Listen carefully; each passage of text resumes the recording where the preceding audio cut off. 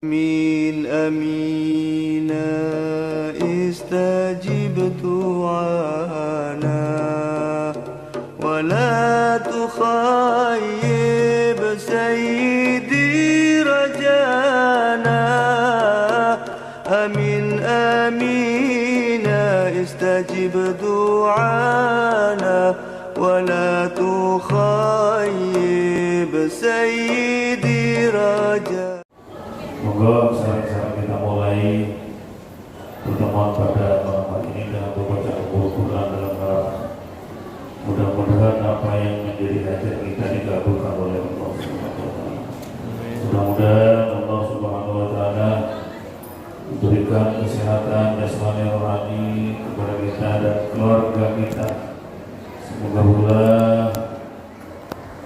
keluarga kita yang telah mendahului, semoga amal baiknya diterima oleh Allah dan kesalahan-kesalahan dan dosanya diampuni sehingga beliau-beliaunya menjadi ahli surga. Amin Allahumma amin. Allahumma inna Nabi Muhammad sallallahu alaihi wasallam wa alihi wasallam.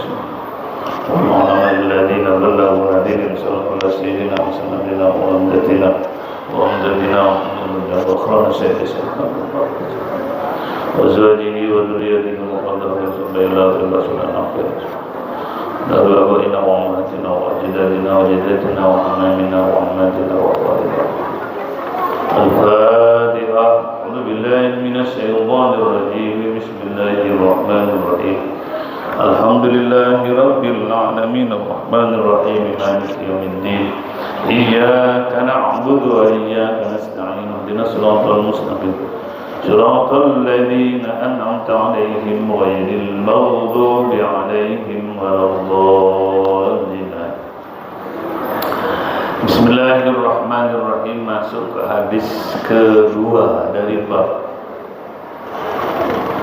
masih tentang alhamdulillah dan asyukur. Wa anhu lan den riwayataken saking Abi Hurairah an Rasulillah saking Rasulillah Muhammad sallallahu alaihi wasallam qala ndika sapa Rasulullah ing pangandikan kullu amrin dibalin la yurdahu fihi bilhamdulillahi huwal aqwa. Kullu amrin utawi sakabehane perkara dibalin kang anduweni kemuliaan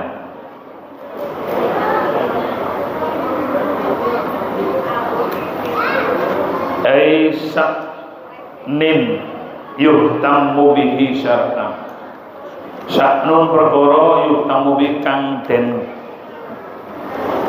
pentingaken apa bihi syar'an. Artinya sesuatu yang dianggap penting, sesuatu yang perlu, sesuatu yang baik. Kalau layu darukan orang dan kawiti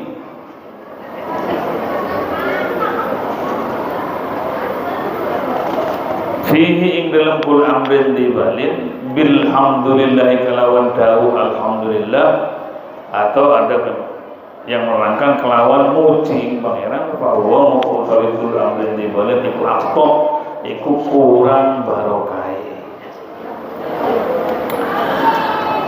Ada hadis yang lain, kullu amrin dzibalin la yubda'u fihi bi bismillahirrahmanirrahim fa huwa akhta. Setiap sesuatu yang tidak dimulai dengan bacaan bismillahirrahmanirrahim, maka hal itu akan kurang barokah. Akhta niku sama dengan hewan yang buntung, mestinya dia berekor tapi ekornya kok enggak ada. Walaupun nanti nilai jualnya mesti tidak semahal yang lengkap ekornya. Jadi bila kita melakukan atau memulai sesuatu yang baik, hadis yang lain harus dimulai dengan bismillahirrahmanirrahim. Bahkan di sini hadis yang lain bisa dengan alhamdulillahirabbil alamin. Tapi yang lumrah, yang kaprah memulainya dengan bismillah. Jangan sampai lupa anjuran Nabi.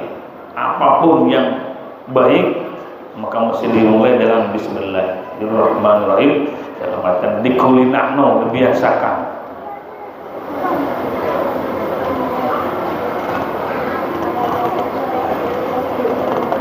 Bahkan kalau Anda makan atau minum tidak dimulai dengan Bismillahirrahmanirrahim, maka setan pendamping kita akan ikut makan, akan ikut minum. Oleh karenanya, agar supaya satu barokahnya ada di perbuatan yang baik itu, supaya tidak diikuti oleh setan. Kemudian yang sering dimulai dengan awal permulaan dimulai dengan alhamdulillah, itu bukan perbuatan yang kita mulai, karena sudah panjenengan sudah kulino dengan bacaan Bismillahirrahmanirrahim ketika memulai perbuatan baik. Yang banyak dimulai dengan alhamdulillah perbuatan itu adalah doa, Bapak Ibu. Doa itu diantara adabnya doa, adabnya berdoa kepada Allah, diantara sekian syarat-syaratnya atau untuk syaratul kamal, untuk kesempurnaan daripada doa itu sendiri, diantaranya harus atau dianjurkan dimulai dengan alhamdulillah dan sholawat, dan ditutup dengan alhamdulillah juga dengan sholawat. Biasanya begini, Allahumma. Itu namanya doanya diawali dengan alhamdulillah dan sholawat kepada Nabi. Seperti saya katakan contoh tadi, Allahumma, dan seterusnya. Itu namanya adab dan sopan santun orang berdoa, disunnahkan dimulai dengan sholawat beserta alhamdulillah. Jadi kalau dilanjutkan kullu amrin dibalik, kalau dikembalikan dengan konsekuensi daripada orang yang berdoa, dianjurkan alhamdulillah, dan ekstensi daripada doa, kullu doain, seakan-akan begitu. Kullu du'ain la yubda'u bihi bilhamdulillah fahuwa akhta. Setiap doa, ini bukan hadis tapi paham daripada hadis ini, kalau kembali kepada substansi daripada atau tujuan daripada hakikatnya doa, maka seperti itu. Kullu du'ain la yubda'u bi bismillahirrahmanirrahim fahuwa akhta. Karena kullu amrin, kullu itu adalah semua, diantaranya doa. Jadi doa agar supaya gampang diterima oleh Allah, di antara syarat-syarat yang sudah terpenuhi, maka kita harus memulai doa itu dengan sholawat beserta alhamdulillah. Jangan mau ujuk-ujuk alhamdulillah, ujuk-ujuk Allahumma sholli ala sayyidina. Ini mesti baca sholawat dulu, kemudian alhamdulillah. Sallallahu alaihi sayyidina Muhammadin walhamdulillahirabbil alamin. Allahumma barik dan seterusnya. Jadi kalau kita sebut semua daripada adabnya doa, agar doa itu bisa diterima oleh Allah Subhanahu wa taala, banyak hal sekali yang menjadi syarat agar supaya doa kita diterima. Kemudian kita jangan ngurus suudzon kepada Allah. Ketika berdoa kepada Allah, kok doa saya tidak kunjung diterima? Padahal sudah sekian tahun, sudah 5 tahun, sudah 10 tahun, kok tidak diterima, tidak dikabulkan? Katanya Allah punya janji, innallaha la yukhliful mi'ad. Allah tidak akan mengingkari janji. Ud'uuni astajib lakum, berdoalah kalian semua akan aku penuhi permintaanmu. Tapi kenapa kok tidak kunjung berhasil? Berarti ada yang belum lengkap, Bapak Ibu. Kalau lengkap pasti diterima oleh Allah. Di antaranya konsep orang berdoa biar cepat diterima mutlak. Hartanya yang kita gunakan harus halal. Makanan yang kita makan harus halal. Minuman yang kita minum harus halal. Pakaian yang sedang kita pakai harus halal. Itu syarat mutlak agar doa bisa dikabulkan. Kalau doanya ya togel aktif, ya mabuk aktif, doa aktif, ya menang-menangan, itu sulit untuk diterima. Di antara Selebih daripada yang disampaikan tadi, di antara adab pada baca doa adalah al-iqbalu ala Allah, menghadap kepada Allah dalam artian fokus kepada Allah Subhanahu wa taala. Makanya bila dikatakan al-iqbal Allah, menghadap pada Allah Subhanahu wa taala ketika berdoa ini, lebih fokusnya ketika berdoa pada tengah malam di masjid sepi. Kita doa fokus kepada Allah, betul-betul menghadap kepada Allah. Baru syarat di antara sekian syarat sudah terpenuhi. Betul-betul menghadap kepada Allah, jangan remeh-remeh, jangan enteng-enteng, ringan-ringan soalnya Allah. Kemudian lagian harus orang yang berdoa itu harus merasa yakin bahwa doa diterima. Wa antum muqinuna bil ijabah. Kalau Anda berdoa, maka harus yakin bahwa apa yang kamu doakan harus itu merasa Anda yakin akan diterima. Harus begitu Bapak Ibu. Maka ada contoh di lain, terimalah doa kami ya Allah bila Engkau berkehendak. Itu doa semacam itu tidak diperkenankan. Doa terimalah doaku ya Allah insita ya Allah. Terimalah doaku bila kamu berkehendak. Tidak boleh demikian. Dia harus muqinuna bil ijabah. Orang yang berdoa harus betul-betul yakin diterima oleh Allah. Masalah diterima atau tidak nanti kan kita hanya punya konsep orang berdoa harus yakin bahwa akan sesuatu yang didoakan itu yang diminta kepada Allah pasti berhasil sesuai dengan janji di dalam Al-Qur'an. Dan sekarang begini Bapak Ibu, diterimanya itu apakah harus ke panjenengan? Kan tidak harus. Umpama jenengan ya Allah jadikan aku orang yang alim ya Allah, mengerti tentang ilmu agama ya Allah, panjenengan setiap doa seperti itu. Tapi kok orang boten kok panjenengan yang menjadi alim. Allah Maha tahu. Oh nanti ini doamu pakai namamu. Ya apa mau diberikan pada anak sampean. Kalau enggak ke cucumu kata Allah. Kok cara dialek secara manusia. Jadi ketika panjenengan mohon menjadi orang yang alim, panjenengan tidak diberi alim, bisa jadi kadang anaknya, bisa kadang juga kadang cucunya, bahkan kadang-kadang cicitnya. Tidak mustahil hadirin rahimakumullah, sekarang ada banyak orang bermunculan orang-orang yang alim, tapi ternyata backgroundnya bukan anaknya orang, bukan hanya orang penting, bukan anaknya kiai, tapi kadang-kadang orang muncul jadi orang alim. Saya yakin bahwa itu doa nenek moyangnya dulu yang diterima dan diberikan kepada anak itu seperti itu. Banyak diantara di tetangga kita itu bukan anaknya orang ulama, bukan orang yang alim, bapaknya tukang beca kadang-kadang. Bisa jadi kakek-kakeknya sebelumnya menjadi orang. Ada orang yang dekat dengan Allah Subhanahu wa taala yang dikabulkannya permintaan itu kepada cicit bahkan dan seterusnya. Terkadang pula doa yang kita minta bukan diberikan di dunia Bapak Ibu, kadang-kadang diberikan di akhirat. Ya Allah jadikan orang kaya ya Allah. Allah Maha tahu awak murid suki pasti sombong. Wis kamu gak tarik sekarang sampai tidak saya berikan sekarang. Kalau dijadikan kaya sekarang sampai sombongnya pas sholat, pas ibadah, bahkan melanggar aturan agama.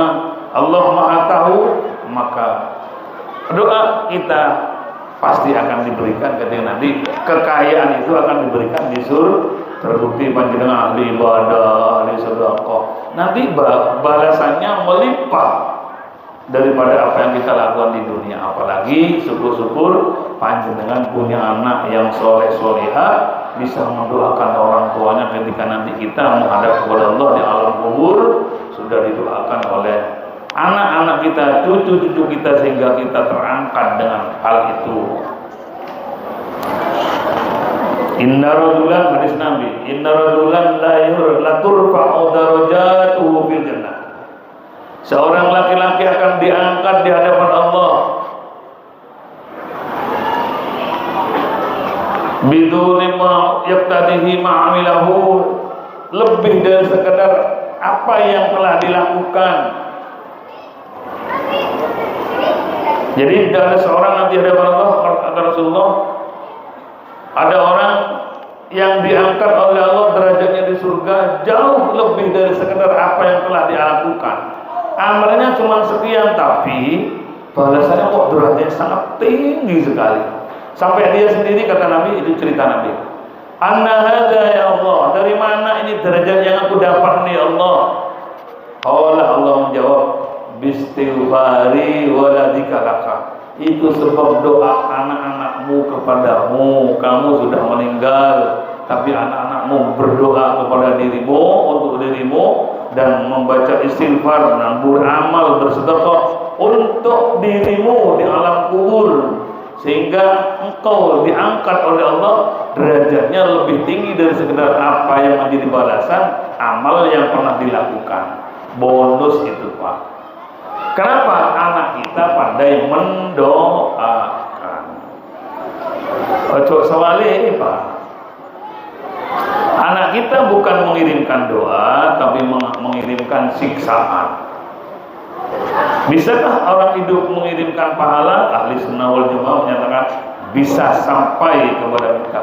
Tapi bisa sebaliknya Bapak Ibu. Hadis Nabi menyatakan, wa idza rabbaita waladan sholihan, bila kamu mendidik anak menjadi anak yang soleh, maka kullu amalan amilahu fi sahifatihi, sering saya sampaikan, maka amal dan pahala-pahala yang dilakukan akan dicatat di dalam lembaran buku catatan amal bagi panjenengan ila yaumil qiyamah, sehingga hari kiamat nanti.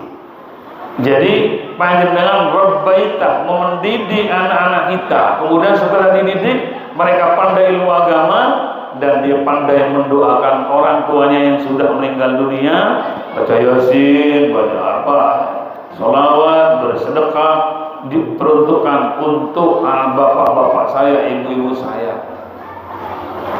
Maka setiap amal yang dilakukan, dia sholat, dia puasa. Kenapa dia bisa sholat dan biasa puasa? Karena panjenengan selaku orang tua dulu pernah mendidik anak itu belajar sholat, belajar puasa, belajar ibadah-ibadah yang lain, sehingga dia ketika beramal pahalanya pun juga diberikan kepada orang tuanya. Beruntunglah ketika kita punya orang tua atau punya anak di mana orang tuanya mendidik anaknya sehingga anaknya pintar agama, sehingga anak itu bukan hanya bisa mendoakan dirinya tapi juga mendirikan orang tua.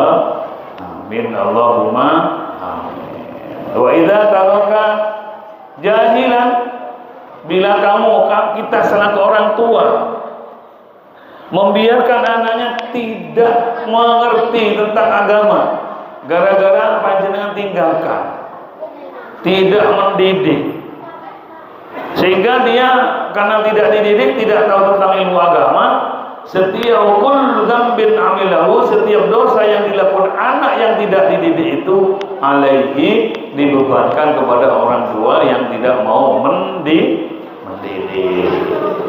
Ya, naudzubillah. Ketika kita sudah menghadap kepada Allah di alam kubur, anaknya mabuk, anaknya naudzubillah berzina, anaknya mencuri dan sebagainya. Kalau dulu karena dibiarkan tidak dididik, maka dosa zina, doa mencuri yang dilakukan putranya juga dibebankan kepada orang tua. Naudzubillah, subhanallah, salawis tusone dewe. Masyaallah, dosa sendiri aja wis karuan. Sik ditambah dosanya anak-anak. Pondok pesantren bukan satu-satunya tempat untuk memberikan anak, membekali anak ilmu agama, tapi satu di antara sekian cara untuk memberikan atau membekali ilmu agama kepada anak kita adalah pondok pesantren. Di kampus-kampus, di pondok-pondok, di madrasah, bekalilah mereka dengan ilmu agama. Sekarang Bapak Ibu awal atau akhir tahun ajaran sekolah, otomatis awal dari awal tahun ajaran baru 2024 dan 2025, berarti panjenengan yang sudah punya anak lulus di jenjang kemarin, maka untuk mendaftarkan ke jenjang berikutnya, maka monggo panjenengan daftarkan anak-anak kita di tempat yang dimana tempat itu diajarkan tentang ilmu agama, sehingga anak kita menjadi orang yang soleh dan solihah. Amin Allahumma amin. Jadi kembali kepada itu. Kemudian aturan berikutnya orang agar supaya doanya diterima, hudurul qalbi, hatinya hadir, isi doanya diangen-angen, isi doanya ada di dalam hati, kemudian disampaikan kepada Allah dengan cara bermunajat. Selanjutnya antas takbilal kiblata, menghadap kiblat, Pak. Wa antar fa'ayadaika, mengangkat kedua tangan. Wa antukar rela doanya diulang-ulang, jangan hanya satu kali. Jaluk suki pisang tok, kak jaluk maneh jare pengiran tak tunggu kok ana jaluk maneh wong itu. Harus antukar rela berulang-ulang dalam berdoa. Walaupun sampai meninggal dunia, tetap doanya dikumandangkan, disampaikan kepada Allah, tapi kok nggak kabul-kabul? Ya berarti mungkin kabulnya kepada anak, kepada cucu, bisa jadi kabulnya di akhir. Ya, ini berkenan dengan halus saya sekarang. Wa antabda'a bada'ayam wa antabda'a bilhamdulillah was sholat. Doa itu samping syarat-syaratan itu dimulai dengan lafaz alhamdulillah, sholawat kepada Nabi. Tadi contohnya wasallallahu alaihi wasallam walhamdulillah rabbil alamin, Allahumma amin amin. Tutup dengan sholawat wasallallahu alaihi wasallam alhamdulillah subhana rabbika rabbil izzati walhamdulillahi rabbil alamin. Al-Fatihah. Itu diantaranya cara-caranya berdoa.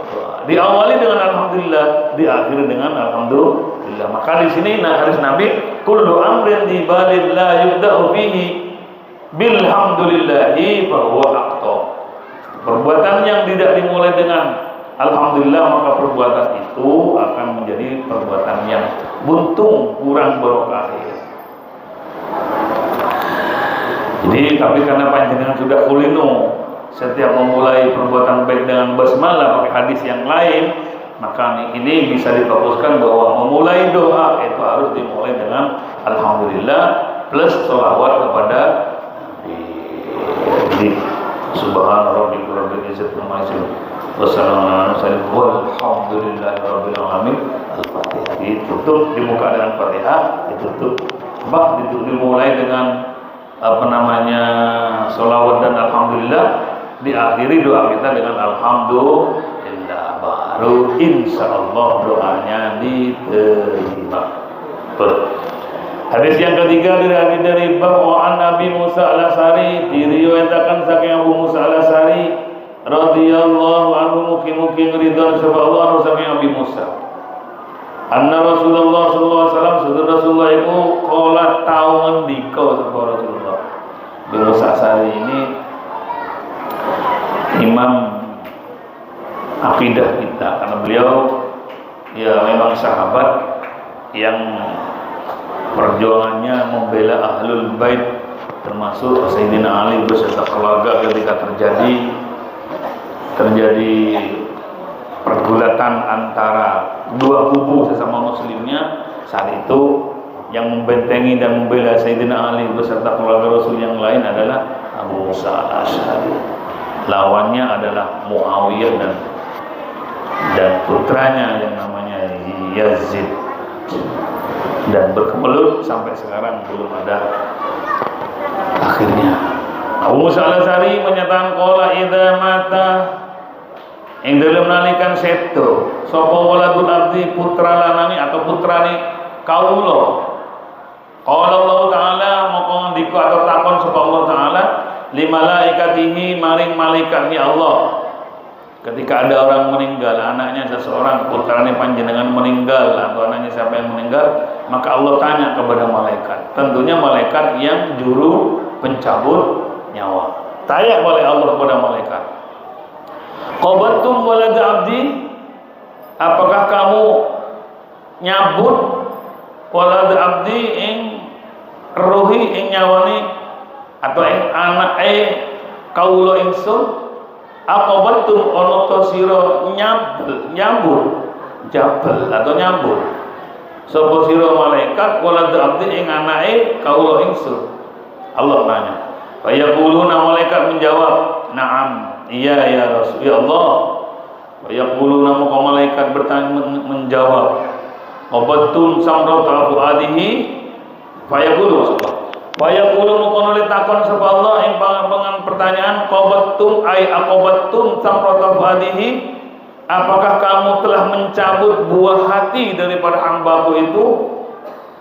Fayaqulu, maka malaikat menjawab, na'am, ya Allah.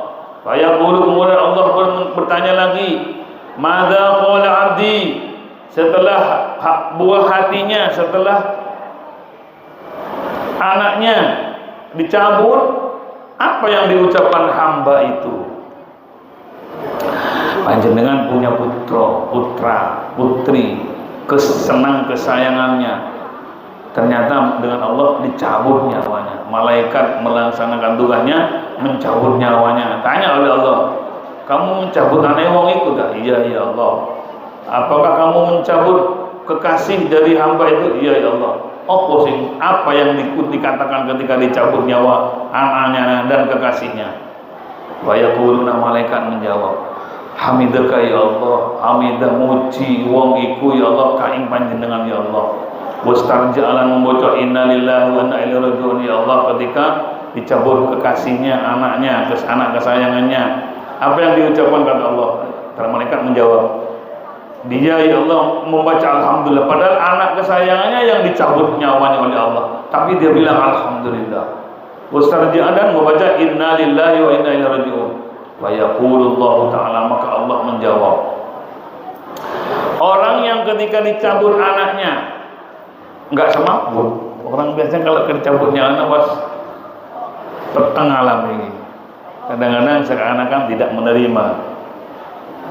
Oleh Allah ditanya malaikat, sebetulnya Allah tahu Bapak, kenapa dialek ini, percakapan ini seakan-akan Allah tidak mengerti jawabannya. Tidak, Allah Maha tahu. Tapi adalah sebagai syariat dan tuntunan kepada kita. Kok umpama terjadi hal yang dicabut atau apapun yang menjadi kecintaan kita, kita disunnahkan baca alhamdulillah. Kagiru alhamdulillah, innalillah ya. Baca alhamdulillah dan baca innalillah. Apa jawaban Allah?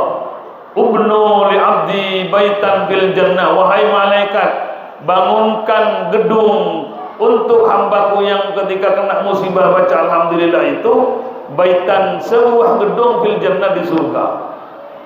Ya belajar Pak, ya sing ngomong ini karuan bisa ya. Aku gak ngongkon panjenengan tapi saya baca lho Pak. Awatir ketika saya kena musibah, katanya ngomong ya apa kena musibah kok alhamdulillah. Ya monggo lah sama-sama belajar kayak dengan saya kan menurut saya tidak ngandalin, tidak menggurui, tapi mudah-mudahan kita dengan berkat hadis ini kita semua bisa menyikapi ketika ada musibah yang menimpa keluarga kita, yakinlah bahwa itu adalah kehendak Allah. Kalau itu kehendak Allah, apa kita mau eman? Mau kehendak Allah kok. Yang memberikan Allah, memberikan anak Allah, mencabut kembali anaknya karena kita adalah Allah. Ya udah mau apa? Cari ini konsep bimbo.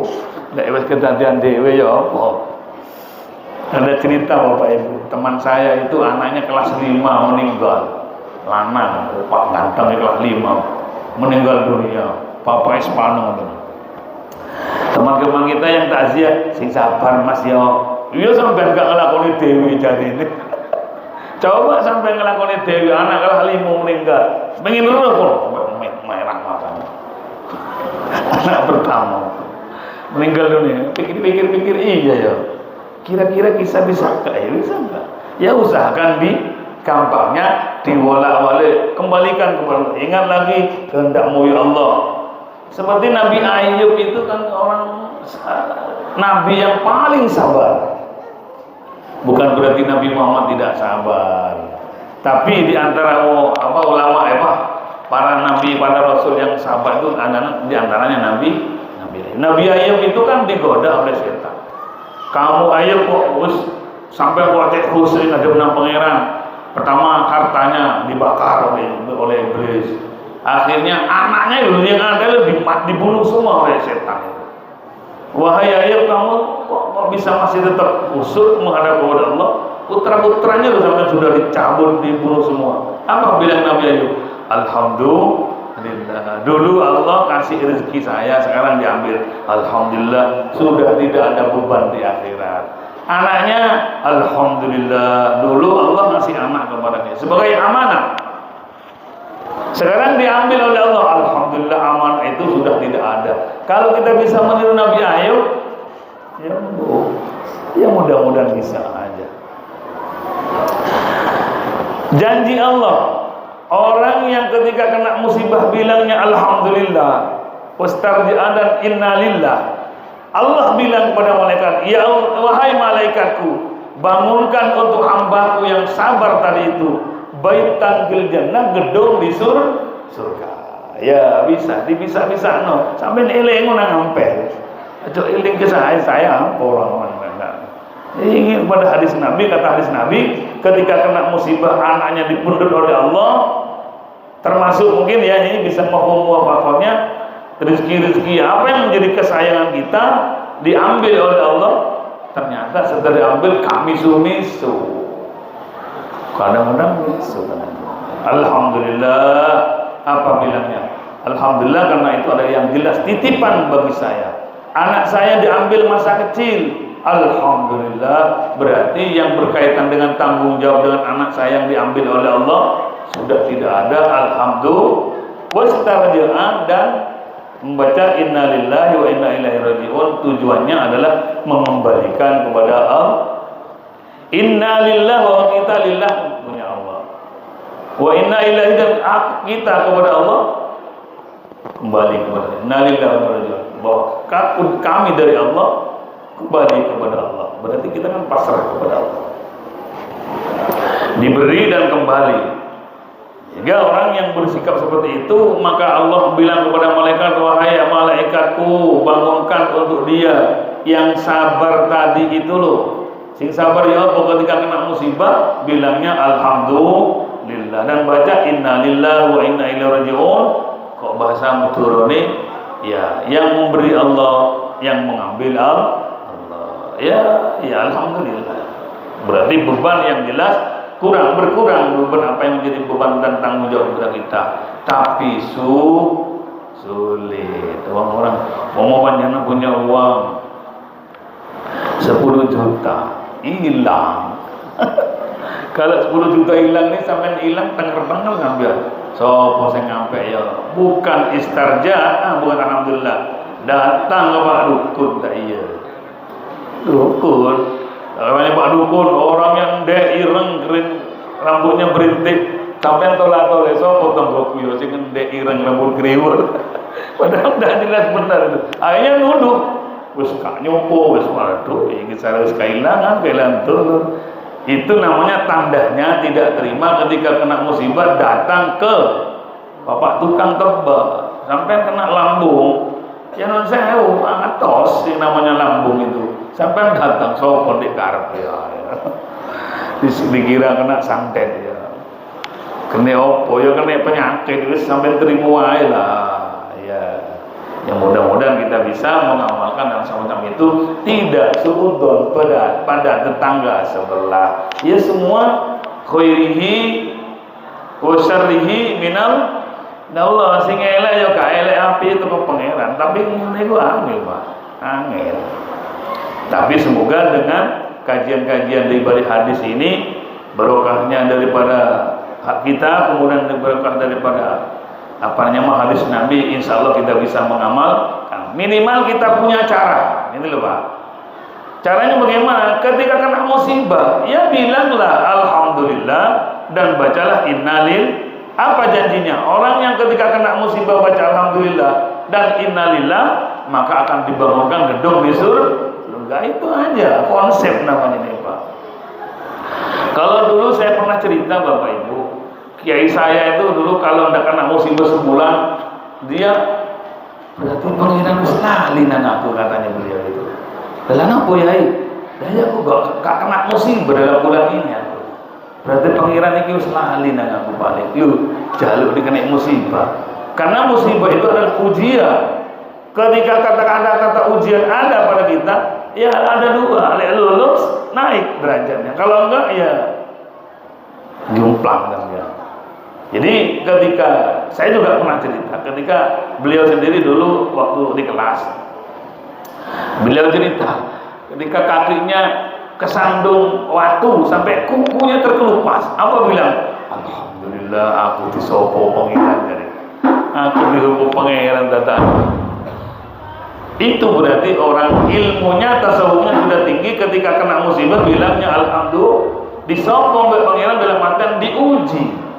Ketika beliau bilang alhamdulillah innalillah, maka dia menjadi orang yang lulus dalam ujian itu, dalam artian disokong oleh pangeran, maka akan dibangunkan gedung di surga. Amin Allahumma.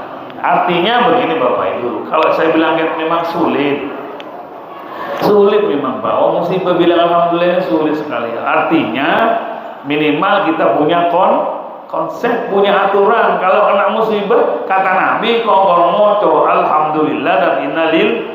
Ini konsep Pak, pegang kita.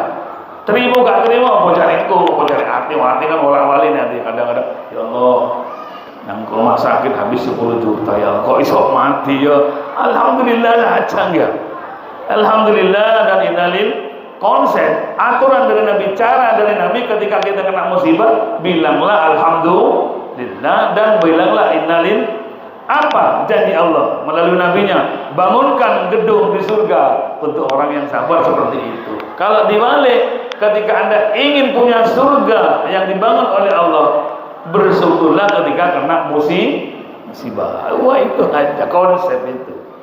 Ini gak ngarang, gak ngawur. Ini hadis sahih, ini hadis hasan. Wasammuhu baital hamdi, bangunan itu nanti dibangun di surga, diberi nama rumah atau gedung al-hamdi, gedung pujian seperti itu. Nanti ada namanya gedung pujian. Isinya adalah orang yang musibah, yang ketika kena musibah alhamdulillah. Mau nggak? Ya mau ya. Peganglah konsep ini. Sawaya-waya terjadi, bilanglah alhamdulillah. Uangnya sampai ada 10 juta hilang, ngomong-ngomong alhamdulillah hilang. Ya konsep, kembali ke konsep. Artinya kalau sudah sulit untuk diterima, untuk diterima akal, kembali kepada ajaran agama apa? Ya alhamdulillah, karena telah memberi dan diambil lagi alhamdulillah. Berarti tidak ada tanggung jawab berkaitan dengan 10 juta yang hilang tadi itu. Dagang rugi ternyata. Rugi ini gak tanggung-tanggung piro 100 juta. Ngomong alhamdulillah, dia beri dan diambil lagi oleh yang punya. Janjinya apa? Gedung di surga. Bukan hanya masuk surga Pak, gedung di surga. Terakhir, innallaha la yardu 'anil abdi, Allah akan ridho pada seorang hamba yaqulul aklatah, makan makanan fayahmaduhu 'alaiha, makan dan alhamdulillah. Wa yasrabus surbata, meminum satu minuman, setelah minum fayahmadu 'alaiha, memuji kepada Allah. Makan dan minum, selebihnya setelah itu membaca alhamdulillah. Tapi yang terakhir Bapak Ibu, sampean jangan menunggu kelekean. Makan, kalau enggak alhamdulillah. Pokok sudah selesai makan alhamdulillah. Jangan nunggu, enggak ada nunggu itu. Yang terjadi seperti itu. Ini yang dapat kita sampaikan, ajaran dari Rasulullah. Monggo kita ingat-ingat ketika terjadi musibah, ya bilang alhamdulillah dan innalillah. Itu sebuah konsep dan ajaran dari Rasulullah, sehingga kita tidak nelongso dan tidak ngersuloh, tidak menyalahkan Allah Subhanahu wa ta'ala. Mudah-mudahan kita bisa melakukan apa yang diajarkan oleh Rasulullah Muhammad SAW, sehingga kita semua yang hadir dan keluarga kita menjadi ahli surga. Bukan hanya ahli surga, tapi kita dibangunkan gedung oleh Allah dalam surga. Amin Allahumma amin. Al-Fatihah. A'udzubillahi minasyaitonir rajim. Bismillahirrahmanirrahim. Iyyaka na'budu wa iyyaka nasta'in. Ihdinas siratal mustaqim. Sallallahu ala sayyidina Muhammad walhamdulillahi rabbil alamin. Allahumma shalli ala sayyidina Muhammadin al-Fatih wal-khatim lima sabaqa nasiril haqqi wal hadi wa ala alihi mustaqim. وعلى آله وقدره وقدر اللهم اجعلنا وأولادنا وتلاميذنا وذريتنا وزوجتنا من أهل الخير ولا تجعلنا غير الخير. اللهم تب علينا قبل الموت وارحمنا عند الموت ولا تعذبنا بعد الموت يا خالق الموت ويا سامع استغفرنا من الآفات والأمراض برحمتك آمين. ربنا آتنا في الدنيا حسنة وفي الآخرة حسنة وقنا عذاب النار. واغفر لنا ولوالدينا وارحمهم كما bawna sigar wa sallallahu alaihi sayyidina Muhammadin wa sallam subhana rabbika rabbil izzati amma yasifun wa salamun ala mursalin walhamdulillahi rabbil alamin rabbana taqabbal du'ana bil Fatihah.